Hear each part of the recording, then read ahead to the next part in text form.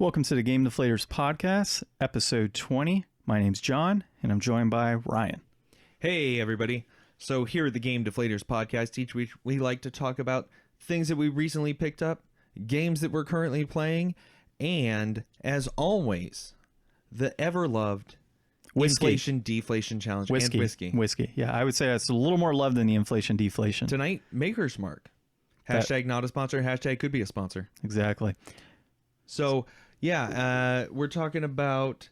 Did we already say the name of the game we're playing tonight? I think last week. Yeah, so last week we made the announcement after talking about Alien 3. And you had said something about licensed titles or things after movies. And I'm like, oh, look, a licensed thing after cartoons and Oh, yeah. all that. So Rocky and Bullwinkle. Yeah, The Adventures of Rocky and Bullwinkle and Friends. Yeah, exactly. For the Sega Genesis. So we'll get to that in the Inflation Deflation Challenge today. And of course, if you didn't hear last week's Inflation Deflation, we did play Alien 3 on the Sega Genesis. We were actually pretty impressed with that game. Yeah. Go ahead and listen back to episode 19 check and it see out. what you think. Oh, by the way, happy episode 20. Yeah, 15 with you and I, 5 with James. And yeah, we've hit 20 episodes. That's pretty cool. Yeah, it feels good. I mean, you know, it's 20 episodes in, and it really does feel like some kind of like accomplishment or something. I don't know. It's just a nice round number, and it makes me feel good. The scary thing is where our audio quality was during our test episodes to where it is currently. Pretty damn good, man. Yeah. I'd say we've done a pretty good job on the actual recording of these episodes. Well, dude, let's go ahead and talk about our recent pickups. So I picked up a copy of The Adventures of Cookie and Cream on PS2. The only reason I picked up this game is because it's by From Software, who does Dark Souls and Sekiro, Shadows Die Twice, and a number of other games that we have grown to love. And it was mainly because I just saw a video recently. It showed like all of their games that they've developed over the last like decade. And that was one of the games on the list. I'm like, you know what? This is one of those videos. It's going to go viral. And I'm going to see this $10 game start skyrocketing in price for some stupid ass reason. So I went ahead and picked it up. From what I know... Cornering the market. Yeah, exactly. I'm cornering the market. This one copy John has, it's the only one out there. You're never going to find it. Exactly. Except for $10 right now. Act fast. Well, I think 11. I actually got it for less. Oh, see, it's already gone up $1 since John said that. Funny thing was, man, I actually got it for like $3 because I randomly had $8 in eBay bucks for some strange reason. I didn't realize I've spent that much money on eBay in the last year. So I had E-bucks. So either way, it's like a side-scrolling action adventure game. And there's some like time trial portions to it as well, and you can play 2 players. So I think we should play it at some point. Maybe next week we can play Adventures of Cookie and Cream and see if it's worth the $11 or whatever it's currently going for. And I think it's got like a 78 out of 100 Metacritic rating. So honestly, it's pretty well received overall. And James was actually telling me about it a while back. And for those that may not have heard last week, our partner in crime, James, just recently moved out to our area. So he's pretty much gone cross-country to hang out with us now. And 78 on Metacritic for Cookies and Cream. Sweet. And what about the, is there an IGN score or anything like that? No? It should be right next to it, man, when you Google it. It'll come Just go to the wiki. It's got everything on there. All right. Well, we don't need to worry about it. But yeah, that was my one pickup this week, dude. So I think we should play that next week for Inflation Deflation, but we'll see how things go with the rest of this episode tonight. What did you have? I know what you had, but the listeners don't know what you had. What did you pick up? Yeah, so this week I picked up a thing, not a game. You'll notice I said things recently picked up, not games recently picked up. So I've been thinking for a while that I need to get into something to satisfy my art degree that I got last year. And it's just I'm not getting back into ceramics anytime soon. So I went to Best Buy and I picked up a Wacom pen tablet peripheral for PC. And I've only checked it out a little bit, but I think it's really going to enhance our D&D game. And it's going to be great for the new campaign I'm starting up. So it's game adjacent. And, I didn't get it for a good deal or anything. But one thing I did look at while I was shopping is I tried to see if I could find what is it? Fractured Butthole. Yeah, we were talking about that. I took a picture of it. I forgot to show you guys last week, but I took a picture of it. It was $30 for the Switch version at Best Buy when I went to go try to find Smash a few weeks ago. And I looked at it at Target the other day, and it was still full price there. So I don't know if it was just like a post-Christmas deal or what, but I'm going to go look back at Best Buy again and see if Target's just selling it for $20 more than Best Buy is. Well, Best Buy does like a weekly sale. So every Sunday, for those that may not know it, you can pretty much go on Best Buy's website, and in the deals tab, it'll say like categories, just like video games. And you can see there's usually about 6 pages worth. So about, I'd say 60 games around that area that they typically drop down in price. And it's, you know, you can get like the newest Assassin's Creed, I think was on there the other day for like $29. What? Yeah. How come you've never told me about this before? Because you've never asked. Oh my God. I'm just kidding, man. See, he's only out to save himself money. Well, yeah. Yeah, of course. So you admit it. No, I'm going to delete that part of the recording, in fact, so it's not even going to be on there anymore. Yeah, so basically, Best Buy every week, they always have some sort of discount. Amazon, usually, you can find some discounted games occasionally, but Best Buy really does have just a dedicated page where you can go on and get discounted rates on games. And then generally, like, Target, I believe, will price match to Best Buy, if I'm correct. So you can just go to Best Buy and be like, yeah, let me go ahead and pull this game off Target's shelf and buy it here if you have, like, Red Card or some sort of coupon already. But well, you know what I'm going to say? Best Buy and their weekly deals, not a sponsor. Could be a sponsor. Could be a sponsor. Hit us up, Best Buy. Well, our sponsor for that is James with his current Best Buy Gamers Reward Club that is expiring this July. So get out there and use them, folks. They don't know his number. Don't give it away. He'll be angry. No, not James's number. Your own. If you're listening to this and you still have it and you're not using it, shame on you. You should be doing that already. And actually, you know, you should go out and find everyone you know with a Best Buy Games Rewards Club membership and tell them to go listen to our podcast, because and that's a good thing to do. When they actually listen in, it's as good as saving money on games. Well, here's the best part too, is if they start listening in, once James's reward card expires in July, they can give us their numbers, and then we can still have savings and talk about the savings through Best Buy. So it'd be great.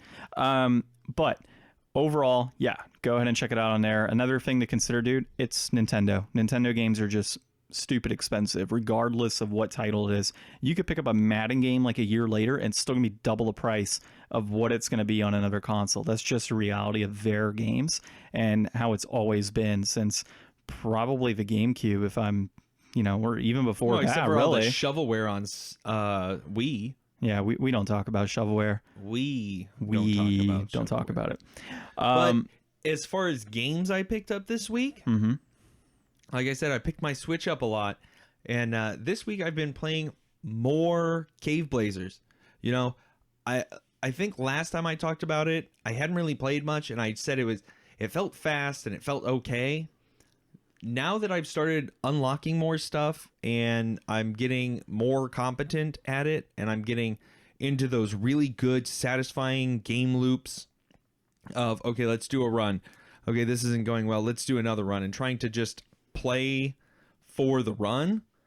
And that's really what most of these type of games are. I mean, it's these roguelites that you go in and they've got enough interesting randomness and enough interesting perks and stuff. Like, these games have always been popular, and I feel like I hear more and more about them, and I play more and more of them. Like, I was just playing Gungeon before this, and it's got a lot of that same satisfaction. And I think that it's a genre that I'm going to continue to explore, because I haven't really played a whole lot of these up until now, but I've had so much fun with both of these. And as always, I will keep preaching about good Steam games on Switch that you can pick up for less than the price of a full game and you can get a ton of enjoyment out of. I'm going to keep talking about that. And then I also tried out Warframe. Did I talk about Warframe last week? I want to say you did, man.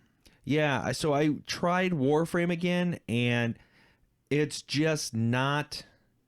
It's not holding me. It's not that interesting for me. But I'm really itching for some kind of shooter. So I'm thinking that it's about time I go back to Red Dead and try to finish up the rest of the game in first-person mode. Because I tried first-person mode for a little bit, and I enjoyed it on everything except for the horse. So I think that's going to be my new... What'd you just call me? Yeah, exactly. So I think that's exactly what I'm going to do. And I'm going to try, after I get back from my vacation this weekend, to get back on Red Dead so that I can move into the Zone of the Enders. So I have a game plan for the games I'm going to play. And I think it's a good roadmap for me to follow. Dude, I was actually, while you were talking about your $1 pickups and whatnot, like K-Blazers, although I don't know if that was $1 or not. If you're like John and you zoned out while I was talking, you can always come back and listen to this again and give us a like and a comment. Well, I was in and out listening on that one because I was trying to find, with you talking about cheap games, I recently, James and I decided to go ahead and play one of those like free games that we got on the PlayStation Plus. I don't remember which one it was. I'll have to show you. A lot of those are actually pretty fun. I played a ton of those on my Vita. Well, the one that we played was absolute trash. It was some sort of like RPG, side-scrolling RPG game where you have like 3 different types of characters: a knight, some lizard guy, and then some other character I don't remember. And you can pick up items and go through like these different like dungeon crawling situations. So it's another roguelite? I'm not sure, man. It's just trash. That's honestly what it is. So to give kind of some background, I got to find a name on it. I wish that's what I was looking for. But basically, the controls are super clunky. The coloration's off. It's super flippin' slow. The battles just are endless. And when you finally like start feeling like you're in a good groove, everything just kills you at once. It's absolute garbage. And if I could find the name of it, then we can mention it. Otherwise, it's a free PlayStation Plus game. If you have PlayStation Plus, you've probably seen this like super terrible game in the past while you're downloading your stuff and looking at those really bad trailers that come up. So, yeah, that's all I got right now on that, dude. Let's see. So as far as, are you good with everything you've been playing? Yeah, Anything else, that's what I've been playing and what I'm going to play. So I, of course, am still playing Final Fantasy 15. I am on chapter 14, as a matter of fact. Have you done all 200 whatever of the side quests? I've done like 95 or 100. I'm actually still doing them. Like, I can totally go into the final battle. Are these taking a long time? They're quite all tasty. These side quests? Like, are they like long side quests that are like in depth and have like substance, or are you just really going around collecting tons of frogs now? So I will have you know, they are in fact tasty. I had a side quest where I had to make the perfect cup of noodle, and I had to kill a giant shrimp and basically use its body to be able to make tasty cup of noodle. Are you still fishing this late into the game? Oh yeah, for sure. Because one of the side quests I want to complete, I have to have like a level 7 fishing. And right now I'm at like 6.5 or 6 3/4. Wow. Yeah, it's pretty awesome, dude. Like, even the fishing component of it, I'm like, you should let me look into getting that game I showed you a while ago, the actual FF15 fishing game that has like the rod peripheral. It's on VR, right? Yeah. Yeah, I need to look into that. But no, the side quests are really cool. They're not like super in depth. It's just mainly like busy work. Is that a VR game? I want to say it is VR. I'm gonna look it up. All right, you go ahead and look it up while I keep talking. So yeah, basically Final Fantasy 15, the side quests, as I've said in the past, extremely enjoyable. I'm enjoying pretty much every single one of them. Even the cup of noodle was honestly pretty cool because like you go into this battle with this giant shrimp basically that's sitting. It's kind of like a crawfish, really, and so it's sitting on top of this like rocky beach. Yeah, and it has like this PSVR. I figured. And so you've got like this epic battle music that goes down. You're basically like fighting this giant, crawfish to try and make the perfect cup of noodles. Like the dumbest storyline ever in a game, but for a side quest, it was pretty fun. And I think right now, I'm gonna let you keep coughing.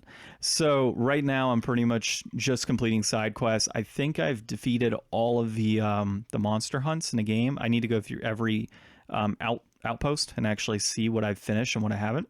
But I'm pretty sure I've completed them all. I did beat the giant turtle. I forget what it's called, but it's the one in the demo, or it's actually similar to the one in the demo. And I beat a couple other legendary bosses that they have in there that are level 99. So it's pretty interesting, dude. You know what else I'd really like to play? Borderlands 2 VR. I think that would be a ton of fun. That's something that's like a shooter that I would love to play right now. So here's an interesting thing. I didn't realize it, but you can put Final Fantasy 15 in first person mode.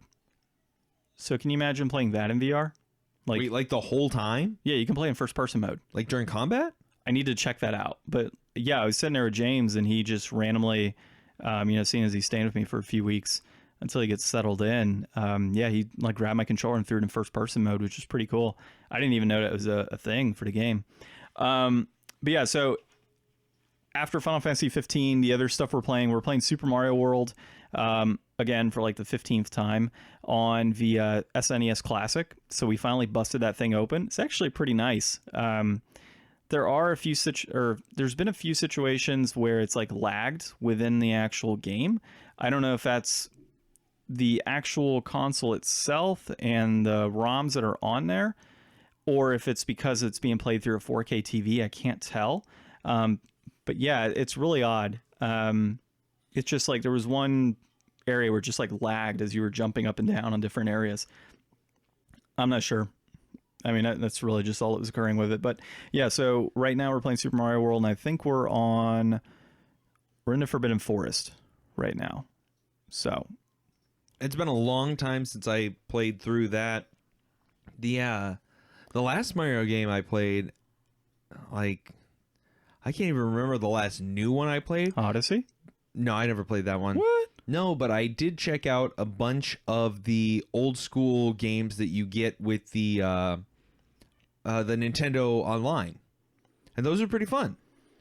And I saw an article about them possibly having, the Super Nintendo games on there too, and it made me really excited because it's like I don't have to download these old games. Like, I like that I can just get them for the $20 free and play them a little bit, because I wouldn't really pay, $3-5 for some of these things that I know I would never use, even though I'm willing to gamble on that for these really cheap Steam games that may not be great.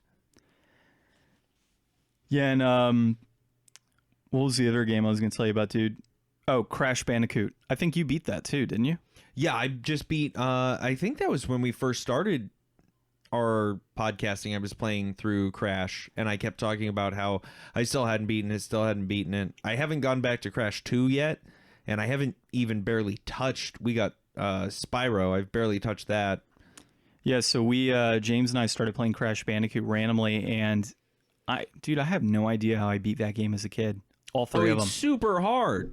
I never beat it as a kid. Oh, I got stuck on those stupid bridge levels. I totally beat them, and I went through and collected gems, and like I've never done that. Yeah, I tried to 100% the games as a kid, and I did really well, obviously, playing them. I probably honestly have my my old save data on one of the memory cards sitting in the house here. Could probably pull it up and see like actually where I got to in those titles. But yeah, we started playing the game, and I think we just beat Pinstripe. So he's the mouse around the machine gun. I think they're all like marsupials though. No, I think one of them's a lizard. I think the first one you beat is a lizard. No, well, actually I guess that also makes it wrong, but no, the first one you beat is Papu Papu. The one that's bouncing from the different stones as you have TNT boxes floating down? No, that's Ripperoo. Oh yeah, you're right. So yeah, you're right. I didn't realize that. Papu Papu's like the big, like, chieftain guy. Oh, yeah, you're right. And then and then there's Koala Kong. Yeah, Koala Kong. So I was about to mention him. While we were playing, my wife is sitting there. She's like, yeah, somebody missed leg day. So, I mean, he's just like this giant buff koala. He's got these tiny little legs. Yeah. He's like struggling to lift up these rocks. That was pretty awesome. That took us a lot longer than the other bosses actually to complete.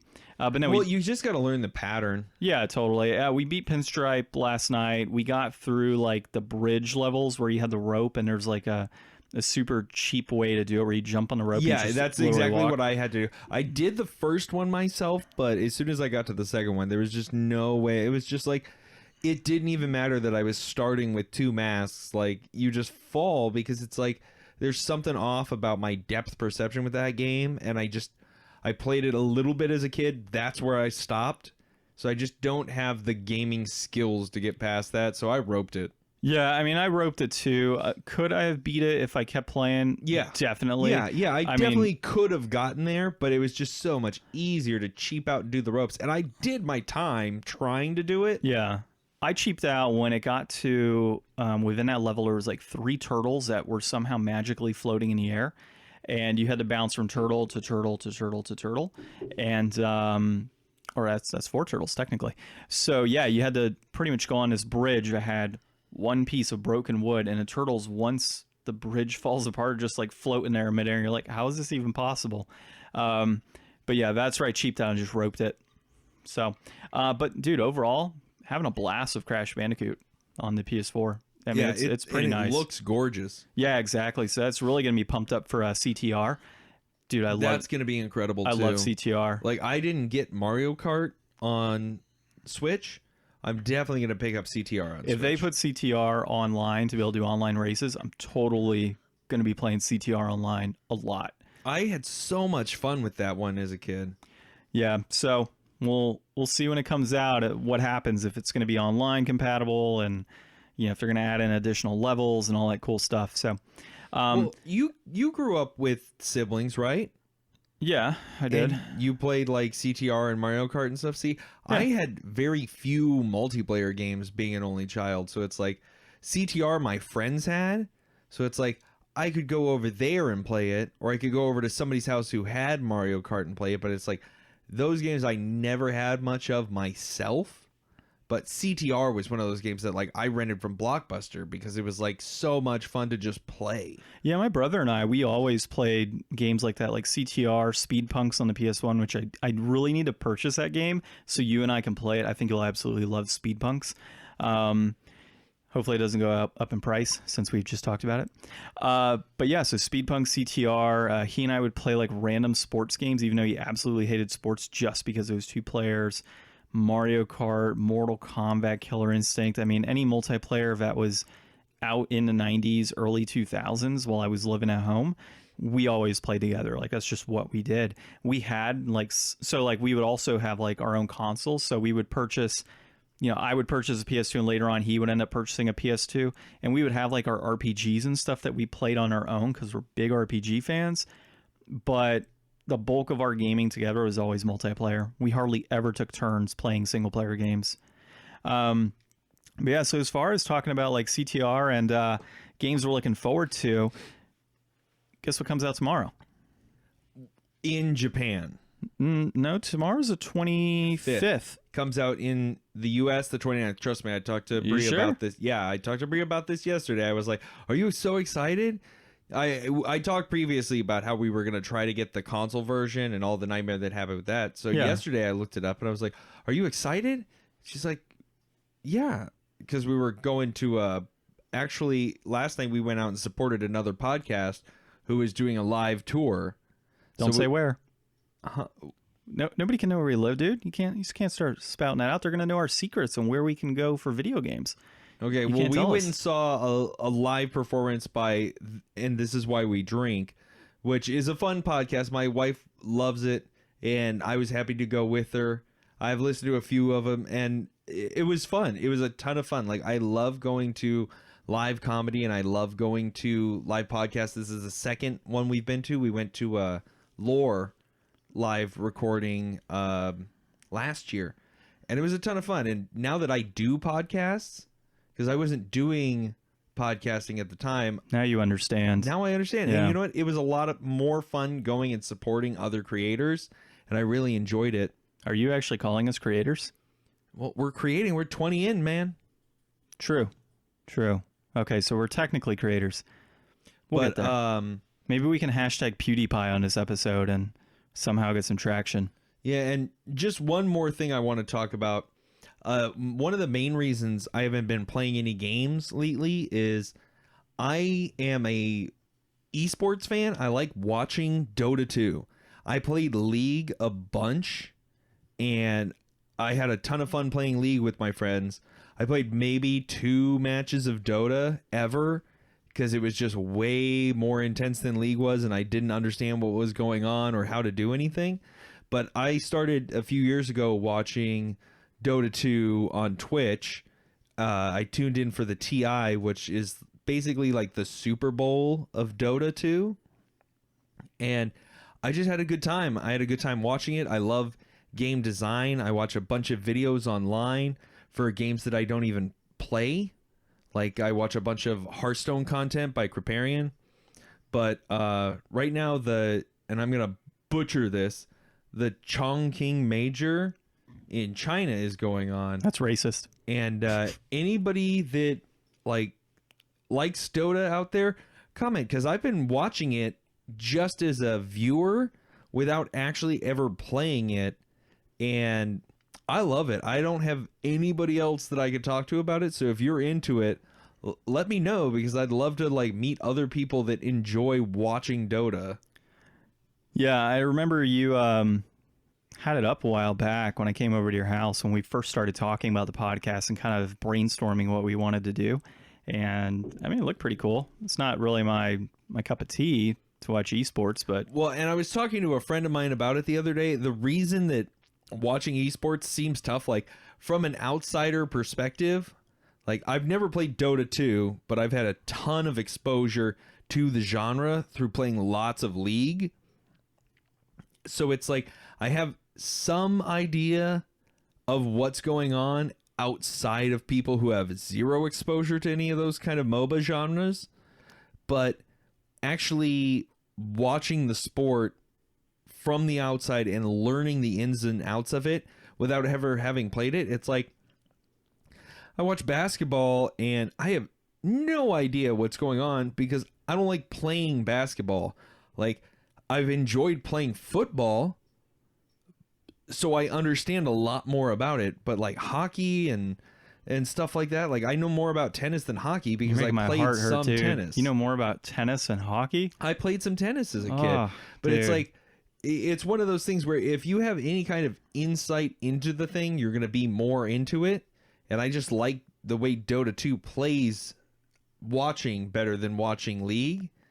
And after, almost 4 years of watching it, I'm really starting to kind of get into it. I tried explaining it to a friend of mine the other day, and it was just pointing out things, and I was like, man, dude, I know way more about this having never played this game. Which is kind of surprising that you haven't even tried to actually sit back and play it. Well, I don't have a desktop anymore. All I have is a laptop now, and I'm just not interested in PC gaming. I've never been a PC gamer. PC Master Race is not me. I was gonna say James just picked up 2 computers. You can ask him.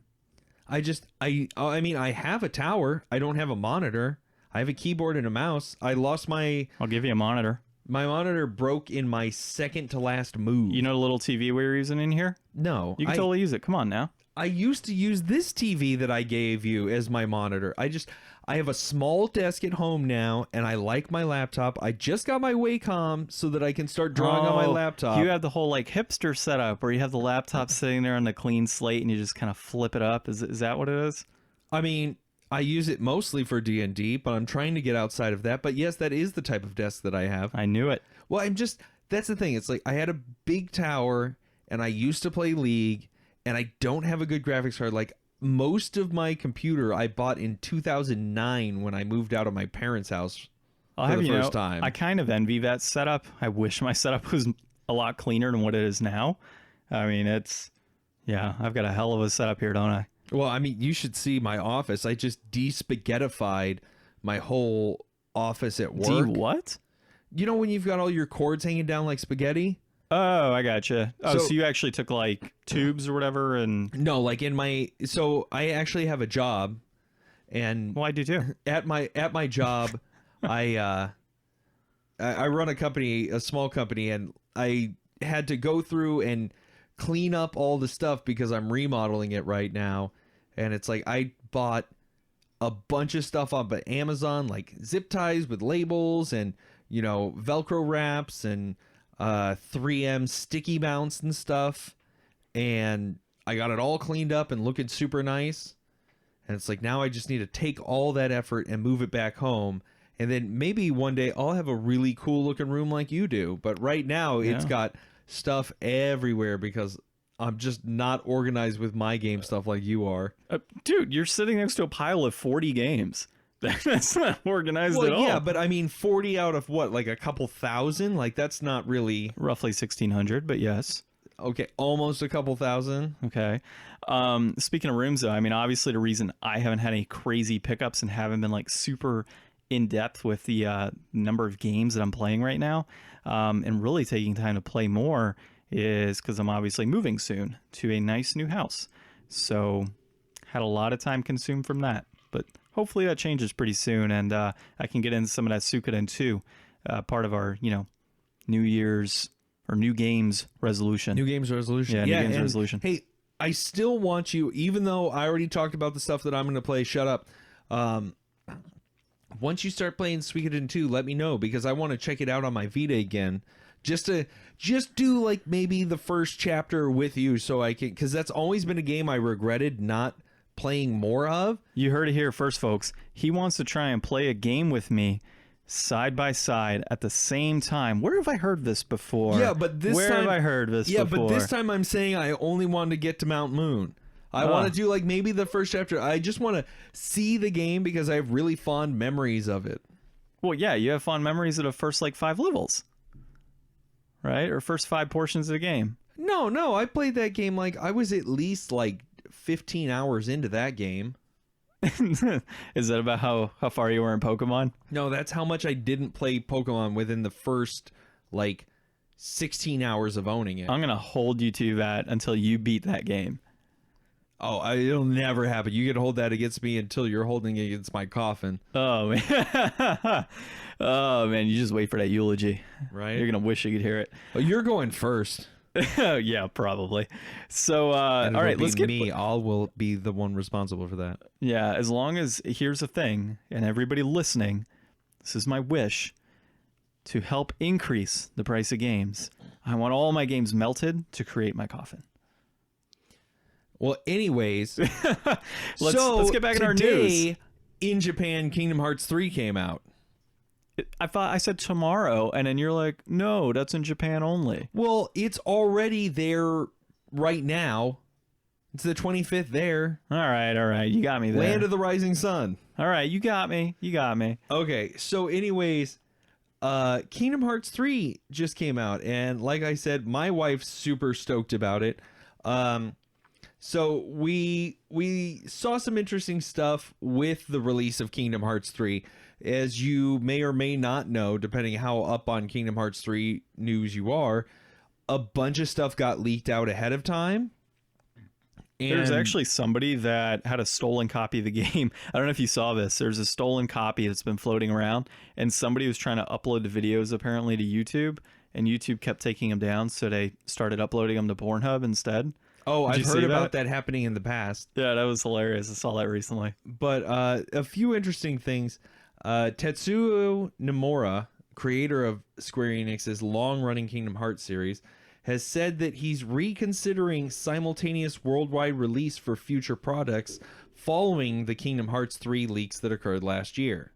So after those leaks came out, I mean, it's been a long time for game development, and it's so close that games come out now from one release to the other, and worldwide releases are much more common because you can launch it digitally.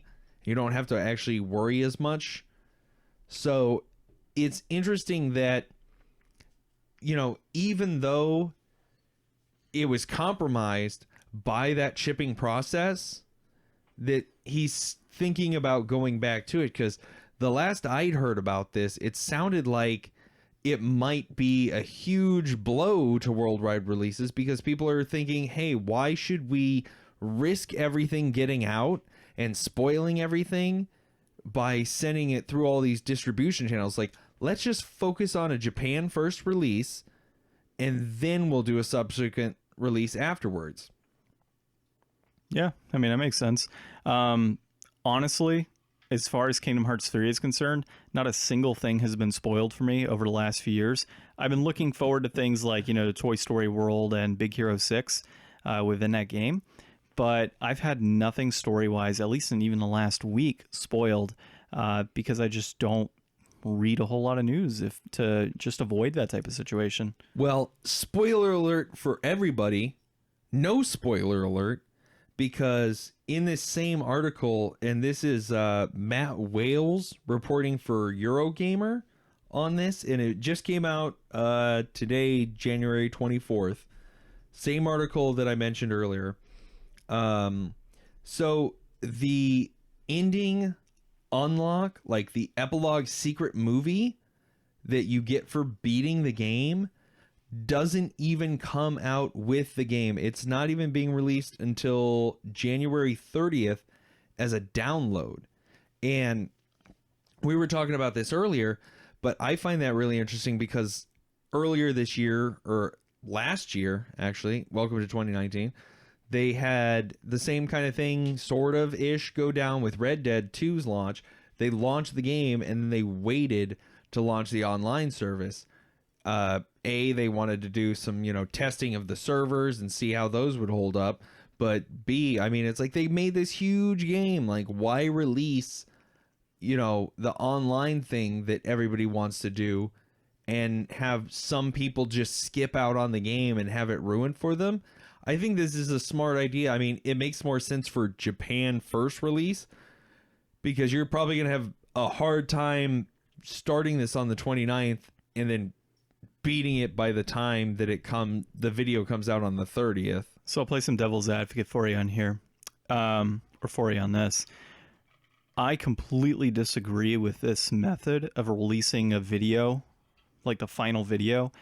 No, secret ending video. Or secret ending video. I completely disagree of releasing it, 5 days or, after the fact, because here's the thing. If I'm going to binge play that game and beat it in, say, 2-3 days, and I don't have access at secret ending video right away, that just kind of sucks. And honestly, I would treat it as a gamer in the same sense as I've treated games in the past that have major endings that I don't want ruined, or TV series finales or season finales or, pilot episodes and all that good stuff. I just don't watch videos and I don't go on social media and I just don't do certain things that I know I'm going to really just risk having something ruined for me. Like that, there's a simple way to avoid it, dude. If you're playing a game, just don't go on social media. Well, I mean, we're always on this about Brad for not getting spoiled for MCU stuff. Oh, he's different, man. He like straight up covers his ears and like just goes la la la la la while trailers are happening in a theater. Brad's a child. If you're listening, Brad, we love you. But we're not getting tattoos on his arm now. The thing is, though, I mean, and this is an interesting point to make. So because of the Japan only first release on the 25th, they have to wait till the 30th. But here it comes out on the 29th. So technically that'll be, at least part of the day, the 30th in Japan. So, I mean, the article doesn't specify exactly what time and what time zone exactly the video releases. But for us here, the video game comes out on the 29th. So you have 24 hours to beat the entire game. Let me rephrase the event. If I'm a Japanese gamer, I'm extremely pissed at this situation. And well, and if you know what? Well, and here's if you're listening to us right now in Japan, Game Deflators episode 20, and you comment, and we can verify somehow that you are listening to us from Japan, we'll do something for you. We will definitely do something amazing for you if that is actually happening. I will be astounded. Ryan has a master set of hands. So back on Kingdom Hearts, dude. No, I haven't fought Master Hand in Switch yet. I actually haven't done the arcade mode. Yeah, so going back on that though, so if it's released on 25th we don't in go Japan, back on our promises here on the Game Deflators. Oh, yeah, he doesn't. So he's lost quite a few bets. So basically, January 25th, they get it, the actual game. Secret videos, unlocked on the 30th. I'm still pissed off as a Japanese gamer because how many Americans or people from Europe or Canada or whatever it may be, or Mexico, anybody else getting this game, how many of them are sitting back watching Japanese YouTube videos getting spoiled for them? Like, you have to actively be seeking that content to have it spoiled for you. So if it's a matter of not getting spoiled, that's just BS for those gamers. Well, I know, but I mean, there is also, it does go two ways. I listened to another podcast I've talked about before, Dad and Sons, and one of the people on that podcast lives in Japan. They're not getting Spider-Man Into the Spider-Verse, I think he said, until like March. Like, there's a huge delay that we have between US releases and foreign releases of movies. And somehow Japan seems to lag way behind on those. So, I mean, there's definitely, it's a two-way street. So, like I said, if you're listening from Japan, I hope that we haven't ever spoiled anything for you. Maybe I'll try to be more conscientious of that moving forward. Rumor is that the Spider-Man movie, the reason that it hasn't been released yet is there is a secret ending that needs to be unlocked for the Doc Ock hentai scene. And that's, specific to Japan. I'm nodding my head for you, audience. You mean nodding shaking? my head for you. So you're nodding in agreement. That's what it is. No, shaking. Sorry. Wrong. Yeah. Okay. No, you heard it first. He was nodding. He totally agrees with me. So if Doc you're into Ock hentai, if you're into mild spoilers, IGN already has out a review, and I mean, I've only skimmed through it because, like I said, wife's getting it next week. I'll probably see her playing it. She took the day off for it. So we're actually going to hang out and do that. And I'll steal it from you guys when you're done. But, I mean, it's a pretty long, in-depth review. I haven't watched any of the videos in it or read it thoroughly because it is something I want to try to avoid, because maybe I'll play it even though I haven't played all of the other stuff, because that's ridiculous. So before we move into the review, that's something I actually wanted to ask, was if you've played any of the other games. Like, okay, so I played Kingdom Hearts 1 up to Little Mermaid, because screw that. I played Kingdom Hearts 2 almost all the way to the end, and then I stopped, just like I do with every video game.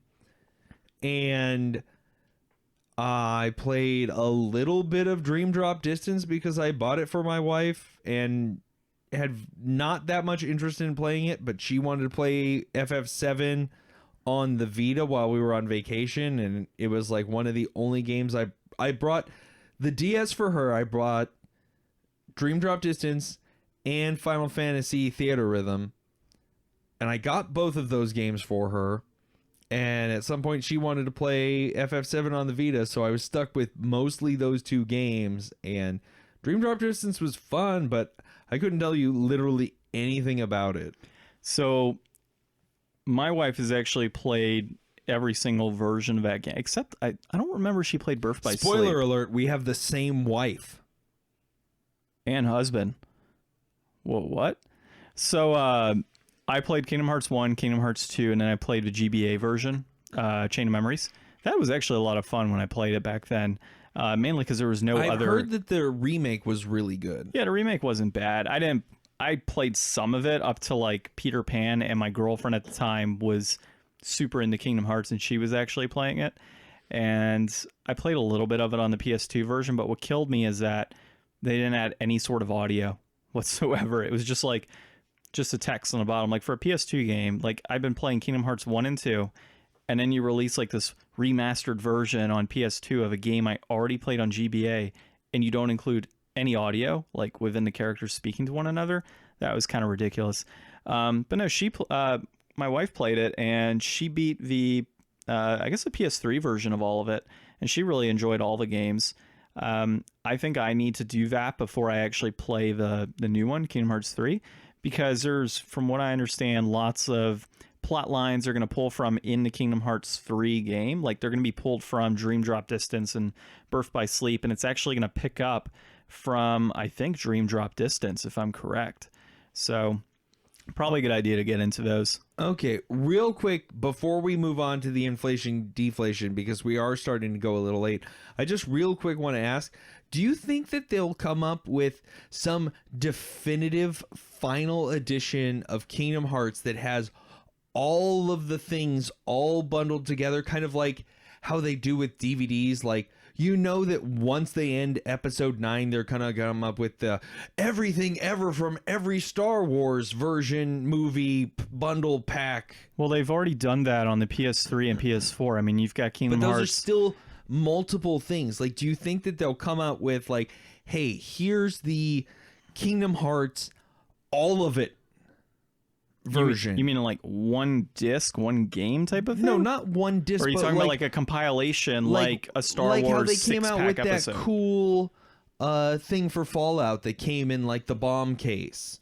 Oh, I see what you're saying. Like some kind of collectors, like, here's all of the Kingdom of Hearts. Here's a map of the Kingdom Hearts jungle part and the Kingdom Hearts fantasy part and the Toontown Kingdom Hearts, and it's all the Kingdom Hearts wrapped into one magical kingdom that you can buy with a pass that comes with a ticket to Disneyland. You know, honestly, I think they missed on that. Like, to your point, they probably should have released something like that during the release of this game for players that haven't played the games in the past, and they're like, "Wow, Kingdom Hearts 3! It sounds like a really cool title." Nobody wants to buy Kingdom Hearts 3 so that they have to play 9 games and watch 2 movies to get up to it. Yeah, but here's the thing, man. If you've never played any Kingdom Hearts games, and now you've got to go back to Kingdom Hearts 1, that's what the build-up was for. That's why they released 2.8 and 2.5 and 1.5. They released all those over the last few years to build people up. But to look at Square's history, Square's released like Kingdom Hearts 1.2 and 1.1 and 2.1. But that's what I'm saying. So it's since they put all that out, do you think that they will do a bundle? But that's all I want to know. They literally bundled the titles on PS3 and then rebundled it on PS4.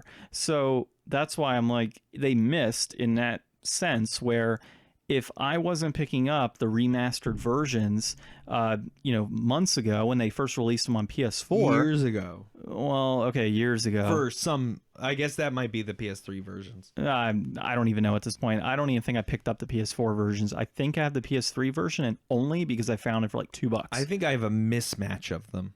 Probably. I probably do too. I don't even know what's on my shelf anymore. So basically, if I'm a new Kingdom Hearts gamer, I've seen it kind of build up, I'm really interested, but I've never played the other games. If I see a definitive edition released, I'm more inclined to go ahead and purchase that definitive edition with everything in like a really cool, kind of like you said, the Fallout bomb, maybe a Keyblade of some sort. I don't know. So if I was me, but not married to my wife and didn't already own these, you would wait? I would not wait right now because I've played at least 1 and 2 in Chain of Memories. If you're an individual out there and you've never played any Kingdom Hearts 3 is coming out. Everybody's talking about it. Your choice is... would you just wait before picking up any of them? Like, now that it's finally going to be done and you know that it's not like every time a Kingdom Hearts game comes out, it's like, okay, well, but when Kingdom Hearts 3 is coming out. So now that it's coming out, it's going to finish everything. If you've never played Kingdom Hearts, do you go back and pick up the PS4 version bundles cheap, play through those, and then pick up Kingdom Hearts 3 cheap when it comes out? Or do you wait and see if they come out with a here's everything cool bundle? Because so many people already own so many versions of this that unless you're a super fan, you're probably not going to get that. So, yeah, and a super fan definitely is. And I know quite a few people that would buy it, even though they have like every other version. I think we're both married to one. Yeah. Well, now, my wife isn't like a super fan. The only reason she played them is when she started dating me, because I actually owned them. But as far as waiting, so I'm personally waiting. There's no reason for me to pick it up right now. I have so many games on my backlog as is, and I kind of want to go back ahead and play Dream Drop Distance and all those other titles to really catch up on storyline. But as far as somebody that has not been introduced to it or is just now getting used to it, I would say pick up the PS4 version because you're going to get everything at a cheap price point. I think it's like $15 or so that you can get it at. So if you can get it for like 10 to $15, you pick it up, you play through them. By the time you finish, if there's no announcement of a definitive edition with everything included, which would likely be released 6 months to a year after the fact to try and build up more sales, then at that point I would just pick up Kingdom Hearts 3. If you have never played the games before, because you're obviously not going to just jump into Kingdom Hearts 3. Now, I have heard that they have like video scenes that if you've never played the games, you can kind of go in and refresh yourself, but those are not going to give you like the in-depth storyline and everything else that you really should kind of ingrain yourself with before you actually play Kingdom Hearts 3. So, do you have anything else in this game, man? I'm excited about it, but like I said, I'm totally waiting until I beat those other titles and beat Suikoden as well. I'm just not, I don't know. Kingdom Hearts is cool. I appreciate a lot about it. It's just with my not, I don't know, man. I'm not a gamer enough or patient enough or have enough time invested in it enough to even be remotely tied in with the Kingdom Hearts series. Like, I've touched on it here and there. I enjoyed my time with it. I enjoy watching content about it. I enjoy talking to people who like it, watching it and playing it and all that stuff. But for me, it's too much. I'm terrible at beating games that I love. I'm terrible at keeping playing things because as soon as I see something new and shiny, I'm off to that thing. And it's just not, I can't Kingdom Hearts. Well, see, here's the thing for me, man. I'm okay waiting because I've been waiting for a Kingdom Hearts 3 for 14 years now at this point. So, you know, it really comes down to like Final Fantasy 15. Like, I've had that game sitting on my shelf for well over a year now. I actually returned the Final Fantasy 15 I had to get the Royal Edition because it had DLC. Now, that's how long it sat on my shelf. Day one. And I never beat it. Yeah, so I'm about to beat it, but I waited over 10 years for that game. I've waited 15 years or 14 or 15 around that time frame for Kingdom Hearts 3 to come out. So at this point, if Square were to release this game, I don't know, 12 years ago, yeah, I would have played it immediately and been super excited. But they're releasing it 15 years after I beat the second game. Well, and 12 years ago, I was still in school. Like, I had the time to do that. Yeah, exactly. So now as an adult, you're like, what the hell? So yeah, honestly, I have the patience for it at this point. It's not a game I'm going to play right away. I still want to play God of War on the PS4, playing Crash Bandicoot, Final Fantasy 15, Suikoden 2. There's so many other games out there that I have that I can enjoy. And Kingdom Hearts 3 can honestly, at this point, just take a back burner until I beat Dream Drop Distance and all that. If I can avoid Game of Thrones spoilers and Walking Dead spoilers and everything else, I'm pretty sure I can avoid some Kingdom Hearts 3 spoilers. So, outside of Kingdom Hearts 3, man, sounds like we're good on that. And we'll probably talk more as, you know, things get announced and when we start playing it. But let's get into our inflation deflation. So this week, again, we played the Sega Genesis. A pretty easy game, too. I mean, difficult, but easy to talk about. Yeah, definitely. So Rocky and Bullwinkle and Friends on the Sega Genesis. You can get into nitty-gritty here in a second, but the game itself was, as Ryan said, pretty easy to play. It's just pretty much a side-scrolling, I guess you can call it an action-adventure platformer. Yeah, I mean, they would even leave out the action/adventure and just call it a standard platformer. Well, I mean, I say action-adventure and all that because you are actually grabbing, you know, those like fruit and whatnot and throwing them at different enemies coming to you. Would you call Mario an action-adventure? Are you grabbing fruit and hitting rocks with your head and throwing fruit at enemies and dodging them? You're grabbing Yoshis and fire flowers and feathers and... Yeah, I would say that's a lot more complex of a game than this, and I wouldn't call that action adventure. Well, you know what? We'll see what price charting considers it here in a minute if I can find it. Rocky and Bullwinkle and Friends, action adventure, January 1st, 1993. So, publisher was Sega, so I'm correct, action adventure. The game right now, and usually you do this, dude. Holy crap. It's complete in box. It's like 1968. That's nuts. And then the loose copy is going for about $8.86. So let's just go based off loose copy. You don't need a complete in box copy of the game to enjoy it. I'll let you get into more of there if you find some more details. But basically, as I said, it's kind of an action-adventure platformer style game. You're hitting boulders as they come down a mountain. If you rock, at least in the first level, you're scaling up the side of a mountain, dodging birds, dodging a guy throwing hammers at you. It's really got a lot of elements kind of going for it. The colors were good in the game itself. The music was actually on point.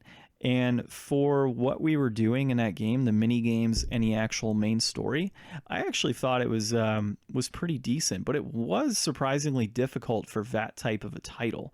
I know you played a little bit of it, and I played a lot more and got used to it.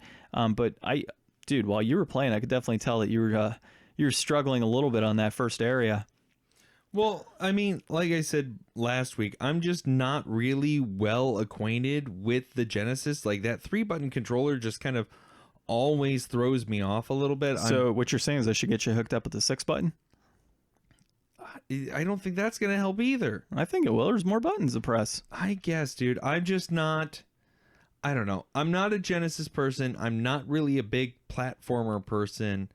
I'm not really sure why it seems so hard for me, but for some reason there's just something about it that I'm not into, and I'm not sure why.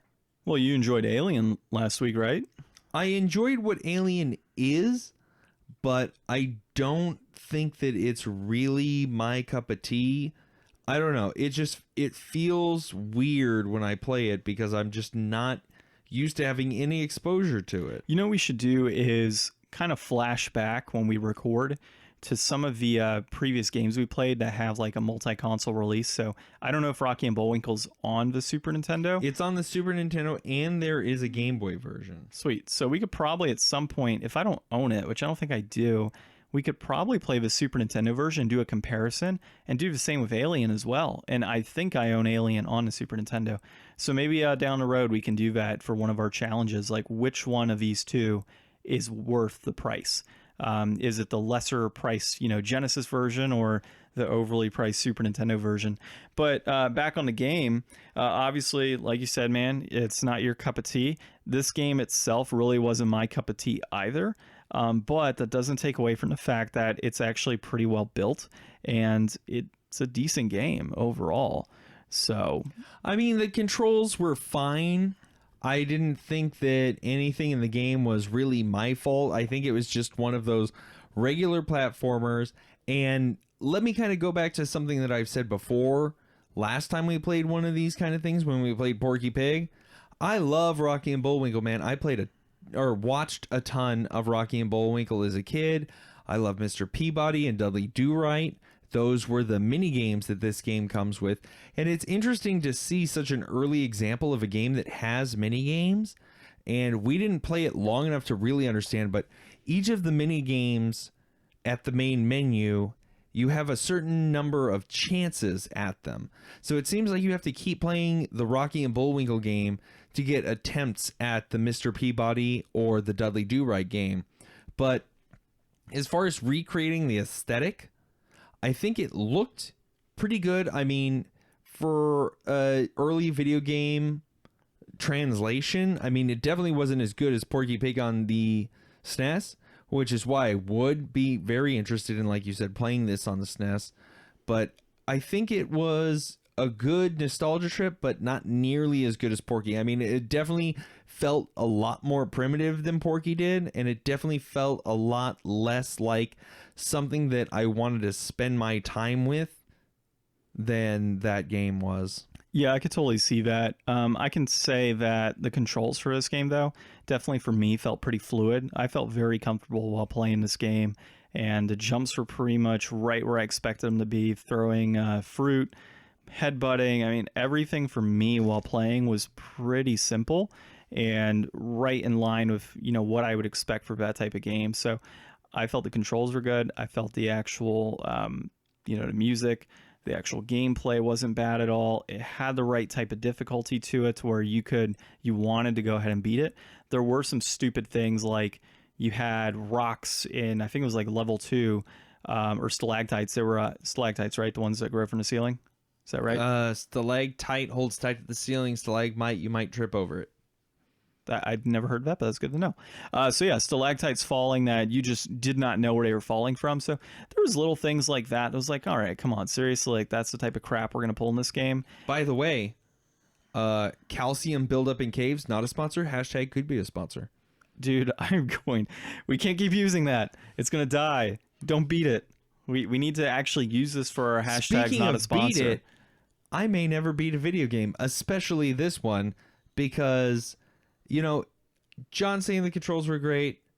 It's just not compelling to play. Like, there's nothing about this game that makes me want to play it over any other competent platformer. Exactly, and that's something too even that I've with considered. the nostalgia factor, which probably nobody else has. Like, I really like watching Rocky and Bullwinkle and Dudley Do-Right and Mr. Peabody, and I'm just gonna cut to the chase here. I don't think that this is worth the $886 loose or the $1968 complete. I'm gonna advise all of our listeners to take themselves and go to Amazon.com and buy the complete season 1 of Rocky and Bullwinkle on DVD. Yes, folks, you too, for the sweet, sweet price of $11.59 with Prime free 2-day shipping, can get all of the glorious original 24 episodes. Yes, that's part 1 and part 2 of every one of the original episodes of the first season of Rocky and Bullwinkle on home DVD, sealed and complete. So you're going to go with inflated, obviously. All right. So as I stated my case, there are a lot of things I like about this game, but as you said, it's not compelling enough for me to want to play this over another title. Like right now, I'd rather itch to play Donkey Kong or Mario for the upteenth time than play more Rocky and Bullwinkle. It was fun, but it's only fun in the sense that if that was the only game I had sitting there as a kid, yes, I would absolutely play it and keep playing it and probably enjoy it later on in life. But there are much better games out there for relatively the same cost. I think you can pick up a copy of Mario All-Stars loose with Super Mario World for like $15-20 still, and you can pick up the All-Stars Without World for about $12 to $13 if I'm correct. So do yourself a favor and buy one of those games, or as Ryan said, the complete part 1 and part 2 of Rocky and Bullwinkle on DVD. Which, why are we... No, the first season, all 26 episodes. Yes, that's right. Both part 1 and part 2 of all original 26 episodes. Do they have a Blu-ray version? Well, let me look. All right, so you keep looking. I'm going to go ahead and say that if you found this game for $3 to $5, go ahead and pick it up if it's $3 to $5. If you see it for anything above the asking price of $8, I would say walk out of the store and never return unless you find a sweet deal. And I'm going to say that if you can find a better deal than seasons 1 through 5 of Rocky and Bullwinkle on DVD for less than $99.95, because that's outrageous. If you could buy season 1 for $11, do that. Or without our actual advice here, YouTube it, because I'm sure it's on YouTube. And that's where a lot of those shows go. All right. Well, dude, what do we got in store next week for Inflation Deflation? You want to play Adventures of Cookie and Cream? Yeah, I do. So it sounds like that's our next challenge. Oh, wait. Also, we have a looming shadowy figure in our future. Oh, are you talking about Ghostbusters 2? Yes. Oh. So we do have an upcoming guaranteed interlude by our arch nemesis James that we must complete. Yeah. Well, not complete, but subject ourselves to. God, could you imagine completing it? I think next week, how about this? Instead of playing Adventures of Cookies and Cream let's play Adventures Cookie and Cream anyways. But yeah, let's go ahead and play Ghostbusters 2 and just get it over with next week. He's going to enjoy himself a little bit too much just watching us in agony. Remember, that is a 30-minute challenge, so you got to get to my house early so we can play that and play Adventures of Cookie and Cream, and then obviously record. Yeah, we'll take care of it. All right. Yeah, it'll be pretty good. All right. Well, that is it for episode 20. Happy 20th episode. Happy 20th. Happy 20th episode. So on the 21st episode, we need different liquor, non-whiskey. So this is the Game Deflators Podcast. My name is John. And I'm Ryan. And we are the Game Deflators. And we got it again. Yeah, 20, baby.